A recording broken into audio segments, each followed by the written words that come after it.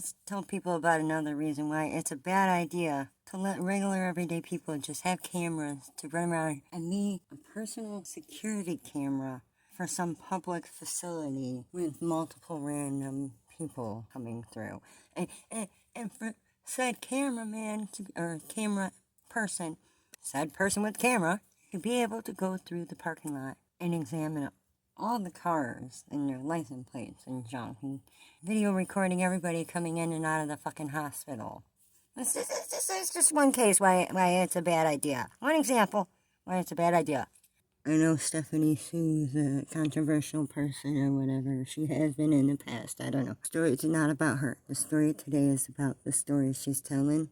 But it's not even really about that. It's about the matter of how the woman in the story got the info she needed in said incident. Okay?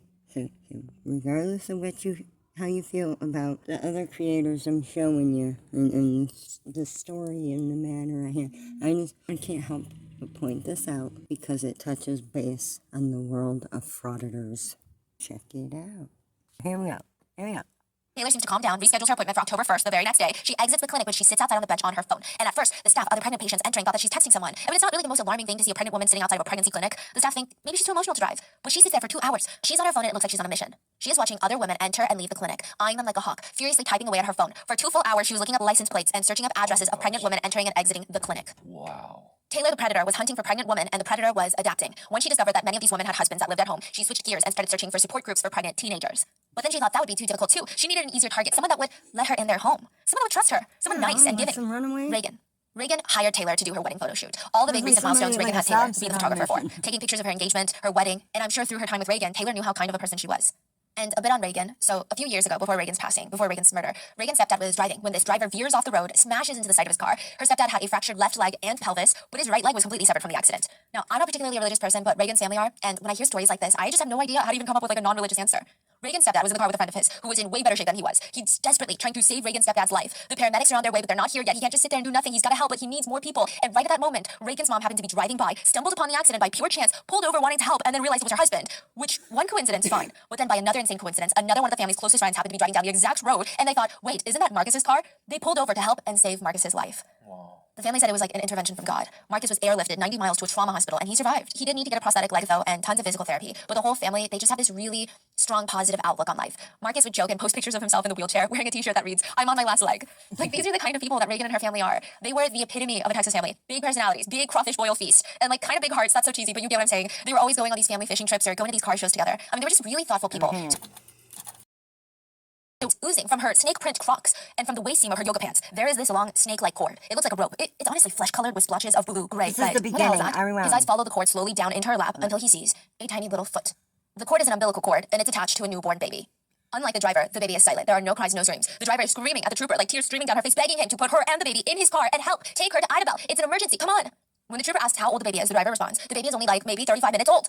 She just gave birth in the car? Yes. The driver starts screaming, "You have to take me to the hospital in Idabel now!" Both the state trooper and the 911 dispatch officer, who's still on the phone, by the way, they're both confused for entirely separate reasons. The 911 dispatch officer clearly remembers the caller telling her, quote, "I'm having a baby," implying the baby was coming out while driving, but now she's overhearing that the baby had been out for the past 35 minutes. Why would the caller wait 35 minutes after birth to call 911? The closest hospital around here are Titus Regional Medical Center and St. Michael's. They're both very big, prominent hospitals. Why would the driver request he drive her across state lines into Oklahoma and take her to Idabel, to a further hospital?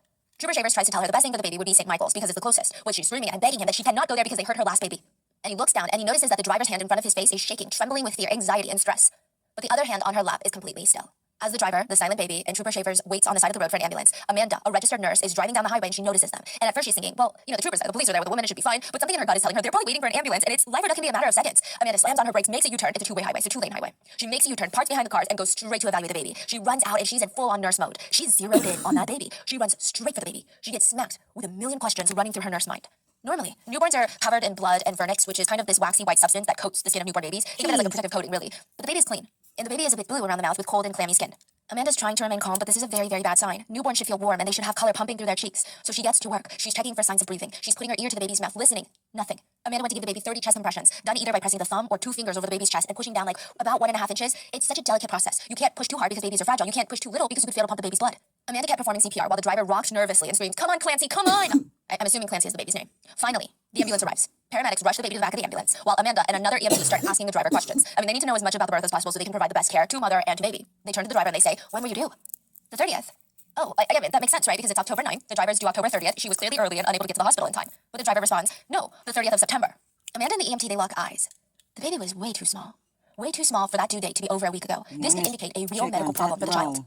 The EMT asks, and how did you end up giving birth in the car? I was at Walmart when I suddenly felt a lot of pressure in my stomach. I thought, well, this must be the baby. I'm already a week overdue, so I ran to the car and started driving as fast as possible to Idabel. But as I'm driving, I feel this need to push. So I started pushing and pushing until the baby popped out. That's when I called 911 and started screaming for help. The driver then asked the EMT, can I get this stuff off of me? I want this blood off of me. Amanda, the nurse, gives her a bottle of water to drink from and another to clean her face and hands. And she's watching as the driver is cleaning her feet with water and a towel, and the driver looks like she's about to gag, and she keeps mumbling to herself, she's all over me. During this process, Amanda and the EMT both noticed just how much blood there was, like way too much blood. Regular hospital births are already dangerous enough. She had just given birth in the car. So the EMT, they asked to examine the driver. They used trauma scissors to cut the yoga pants off of her, and suddenly the placenta comes spilling out of her pants onto the floor of her car. When that happens, the driver looks at the EMT and pleads, we have to go to Idabel, nowhere else. She's bursting into tears, screaming, Idabel, Idabel, Idabel. So they drive to the hospital. That's about half an hour away, but the EMTs promise because they really have no other choice. They just need to make up for lost time. Like they're in the back of this cramped ambulance. The EMTs don't even notice how much they're sweating. They are so focused on saving the baby. One of the EMTs, Kelly, she's on a different planet of focus. Kelly also lost a baby too, so she knows just how important it is to save this baby. And then they feel it. The EMTs feel a heartbeat. She's alive. This means the baby was not stillborn or dead before she was born. She had been born alive. She had taken her first breaths, and now, after she had been on the verge of death, she's fighting to live. When the ambulance arrives at McCurtain Memorial Hospital in Idabel, the staff burst into action. I mean, there's a baby that might die, a woman who could be dying, and Nurse Lori, she's wheeling the driver into the ICU. She's putting her fingers on the driver's stomach to feel her uterus. As a trained nurse, Lori can just tell by touching the outside of someone's stomach if the uterus is still bleeding and if the flow is dangerously heavy. She can kind of feel the pulsing. But she didn't feel anything. There was like nothing there. Lori's eyes widened, and she turned to her colleagues in utter horror, and she said, that's not her baby. 10:15 a.m. The second 911 call arrives. The same dispatch officer picks up the call. It was a woman yelling into the phone, and she doesn't sound hysterical like the first caller was, but her voice sounds truly broken. And she's screaming, help me, my daughter has been murdered. There's blood everywhere. Oh, my babies, oh my God. The energy of the entire ICU and even the 911 dispatch center, it felt frozen. Like these two calls, they were no coincidence. There was now a woman who gave birth on the side of the road. There were no signs of birth. The doctors even ran a pregnancy test that checks for the hormones your body produces during pregnancy. It came back negative for the driver. The nurses are seen whispering to each other, she can't leave this hospital. She cannot leave. She told me. Let her out. So everybody in the hospital, it's like it started with like confusion and then they're skeptical, and then it's like, no, she's not pregnant. It actually started with just life-saving measures, and in the baby's room, it's still life-saving measures. But even for the driver, it's like we gotta save her life. She's probably bleeding down there so much, like she just gave birth in the car. And then it's kind of confusing, and then it goes into, oh, we are dealing with something very sinister here. Like we cannot let this woman leave. The driver cannot leave. That is what the nurses tell each other. The driver claims that all the other tests that they ran, the pregnancy tests, they were all rigged. When the doctor urges her to do a vaginal exam, she initially refuses. And the doctor turns to the other doctors in the room and states, if she did deliver, but before he can even finish the sentence, he's cut off by the driver. She's looking at him with his deadpan stare, no emotions, and she says, if I did deliver? Wow. When the driver was finally convinced to do a vaginal exam, the doctor left the room stating, it doesn't look like she had a baby. Does not look like she had a baby there. As the police officers arrive and are walking into the driver's hospital room, one of the doctors is leaving. And he, the doctor, looks at the officers and states, that woman definitely was not pregnant. Yeah, this is the ER doctor. I took blood work, HCG levels, which is a hormone. It's not showing she's pregnant. And they're saying the placenta, they can send the placenta off her test and whether it can affect her or not. And she won't let her do a vaginal exam to make sure she's not hemorrhaging. She won't let her. The officers walk in, and they see the driver sitting on the hospital bed. It almost looks kind of like a throne. She's covered in blankets. She's got wires connected to her. She's propped up, and she goes through the same exact story. She acts surprised that the officers are here to hear about her Walmart almost road birth story. She had a baby on the side of the road. She seems confused as why the officers are questioning her, and she states that her baby's name is Clancy Gale. The officer straight up tells her, you didn't give birth this morning. And she responds, beyond confused, what do you mean? You didn't give birth this morning, and we want to know where that baby came from. I just told y'all what happened. But you didn't give birth this morning. What do you mean? So I just said you didn't give birth this morning. And we want to know where this baby came from. So what happened? I just told y'all what happened. Okay. What's the doctor going to find when he comes in and checks you? Is he going to find you just gave birth?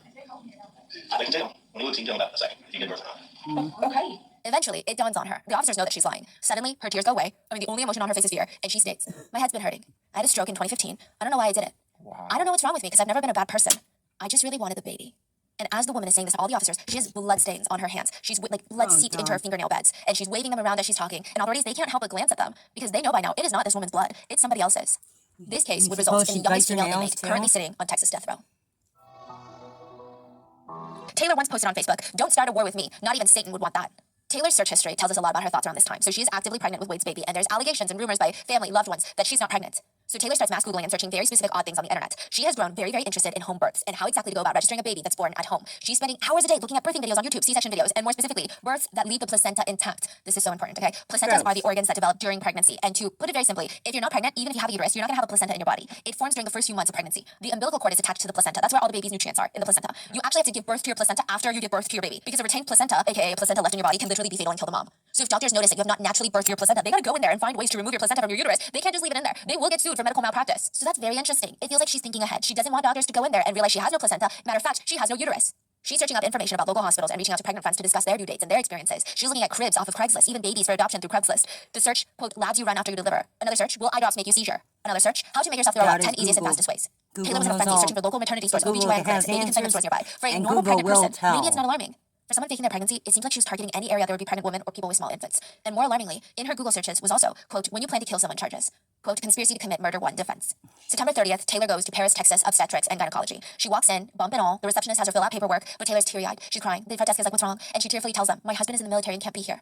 Later, within the span of what I imagine to be like 10 minutes, Taylor changes her story and says, I can't do this right now. My husband is dead and I'm too upset to go through with this appointment because my mom's not even here. Where she The goes nurse nods out at her and offers her a sonogram and ultrasound. and So usually sits expect out mothers there to to make record confidence all in the their baby listen to cards. their heartbeat. It makes them feel like they're not alone.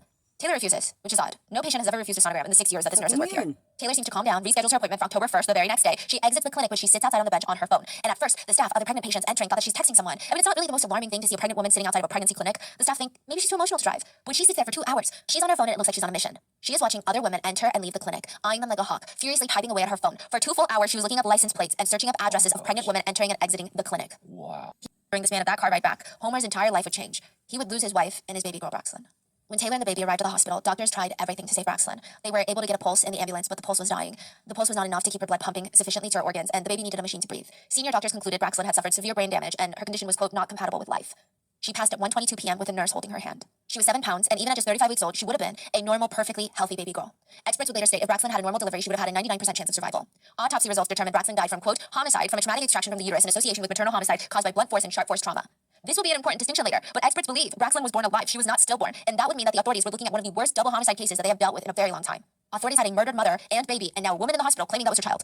Officer Dansby takes a very soft approach with Taylor. There is body cam footage of this. He lets Taylor tell her lies about how she gave birth in the car, which, side note, he gently asks about how she got to the hospital, if she drove herself, and she gets really triggered, and she states, no, an ambulance brought me. Life med. So what happened this morning? Did you go in the labor room on the side of the road?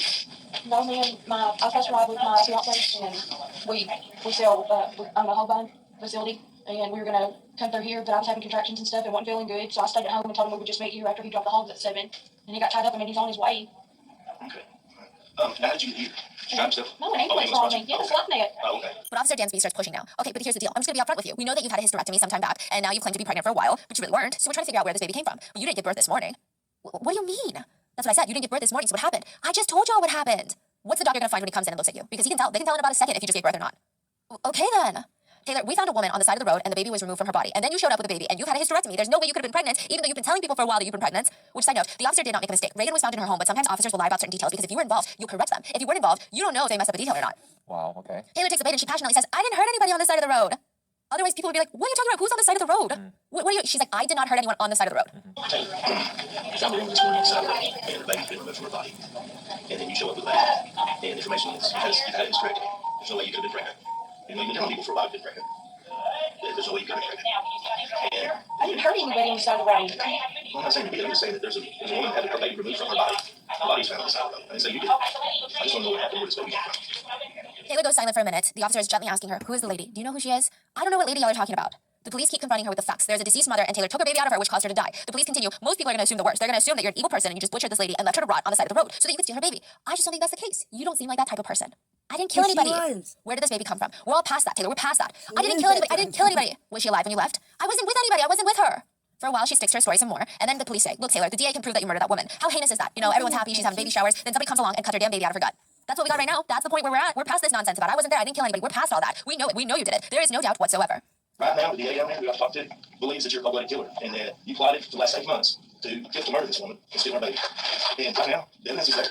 They can prove it without a shadow of a doubt that that's what happened. They can prove that you murdered that woman. How heinous is it? Some woman, you know, everybody's happy, she showers, and somebody comes along and cuts her damn baby out of her gut. That's what we got right now, and that's what you need to understand. That's the point where we're at. We're past all this nonsense about I wasn't there, I didn't kill nobody. We're past all of that. We know it. We know you did it. There's no doubt whatsoever. Taylor then whispers, she didn't mean to hurt her. Are you sad that she's dead? Taylor nods. Is the deal you just wanted a baby so bad that it kind of overpowered your brain and everything? My head's been hurting. I had a stroke in 2015. You didn't hurt. What is that she said? Is it a deal you just wanted a baby so bad that it just kind of overpowered your brain and everything?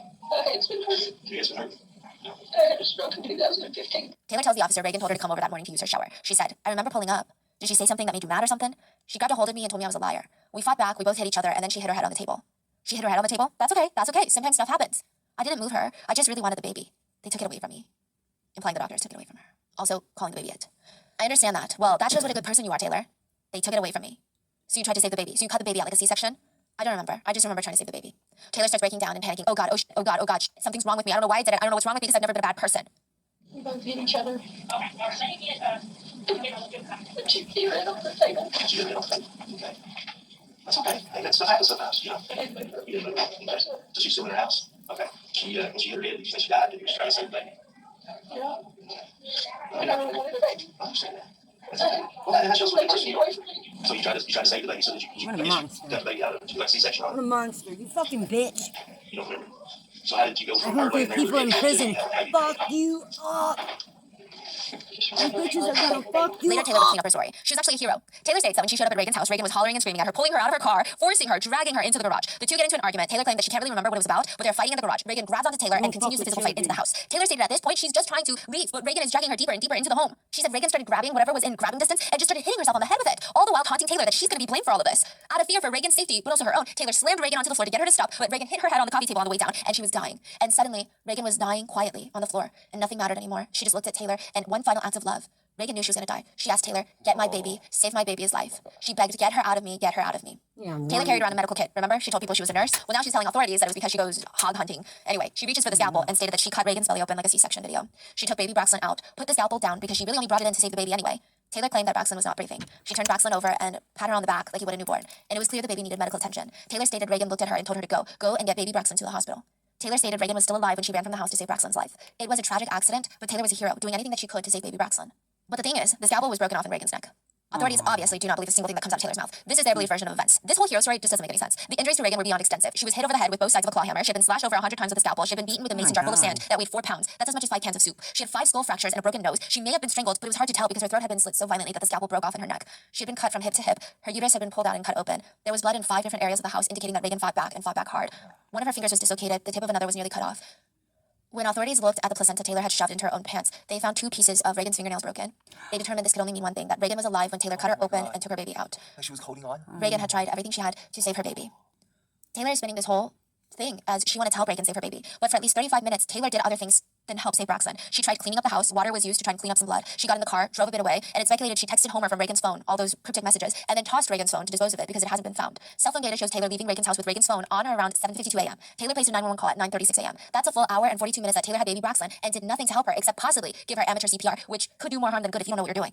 It's clear that Taylor prioritizes covering up her crime over saving Braxton's life. Even though she tries to claim that this is her baby, it seems like dead or alive, Taylor wanted a baby. She doesn't care about being a mom. She doesn't care at all. She just cares about showing others that she was telling the truth. Another thing to note, the struggle happened in several rooms of the house while 3-year-old Kinley was there. Authorities believe that Kinley saw a portion of the attack. Taylor even reported that Kinley came out of the room, and Taylor claimed she yelled at her to go back to her room. This would be a death penalty trial. Taylor pled not guilty. She had the audacity to sit there and smile during court proceedings, but even worse than that, she wore a mask during a good chunk of the trial. The mask had sunflowers on them. It is so sickening and so calculated. Reagan's family and friends had to look at Reagan's murder, wearing a tribute to the victims that she killed. It's almost like she wanted to be perceived as a victim. She's speaking by her story of, no, I did everything to save Braxton for Reagan. There was just zero remorse from Taylor. A counselor who spoke with Taylor stated that it's like talking to a brick wall in terms of remorse, like no remorse at all. The counselor also stated, Ms. Parker is smart and conversational and almost appears to thrive while being incarcerated. She can construct and do things and manipulate and get people to do things for her. It's frustrating to watch. There were conversations about her upbringing because Shauna, her mom, would state that Taylor had a perfectly normal upbringing, And the nothing out cops of the figured ordinary. it But out. Taylor and even her brother would argue otherwise. job. Taylor's brother Zachary would later state that their biological father, Mark Morton, and their mom, all they did was fight. In front of the kids, didn't matter. All they did was fight, screaming matches. Mark Morton, the dad, would also allegedly frequent a drug house where you can buy things like fentanyl and cocaine. And if the kids were with him, They he would just bring couldn't them in. save the Taylor kid claimed that she was before- 13 when she was brought to one of these drug dens and was essayed by a full-grown shit. man. She claims that she was so scared she ran straight to her grandmother, Peggy. Peggy is a nurse at the Titus Medical Center that she did not want to go to. But Taylor said that she felt like she could trust Peggy. She told Peggy, but Peggy being Mark's mom, she's like, okay, do I choose between my granddaughter or my own son's reputation? Peggy, the grandmother, convinced Taylor to not report the essay. We don't know if this story is true, especially because Taylor has been known to be a pathological liar, and nobody else has corroborated the story, and it was reported by Taylor after she was arrested for double homicide. So a lot of people actually do cast doubt on this story. But I think if this essay story is true, I think that the adults and the system failed Taylor when she was a kid, and I imagine that it had long-lasting impact on her as an adult, and probably still does if this is a true story. But I think that's a separate story. See, squirrel. See? People sitting out with cameras is fishy. It is suspicious as fuck, isn't it, Patches? Yeah. We all know the world would be chaos if we didn't have order. Yeah, the Constitution was wrote before we had those kinds of cameras that zoom and shit. And before we had fast-ass cars and all the multiple kinds of weapons we got these days. If they want to keep leaning on the Constitution the way they've been, the government needs to fucking rewrite that shit then. Okay? Rewrite it knowing that the internet exists. Because the Constitution then can't explain shit for now. Because we got people live streaming now. And the First Amendment is not the freedom of the live stream. The First Amendment is not the freedom of the globe. It's not global freedom. It's not anyone can have a right to be in a public place anonymously with a camera on their shoulder full of live people in the chat that could be using them as a distraction and a talking walkie-talkie. Getting, everybody distracted to one side of the building so that they could do something on another side of the building while communicating through the chat. You don't need a cell phone. The chat's a communicable device all on its own. See? People have a reason to fear the camera when they don't know the person holding the camera. Rules are going to have to be implemented with the acknowledgement of cameras.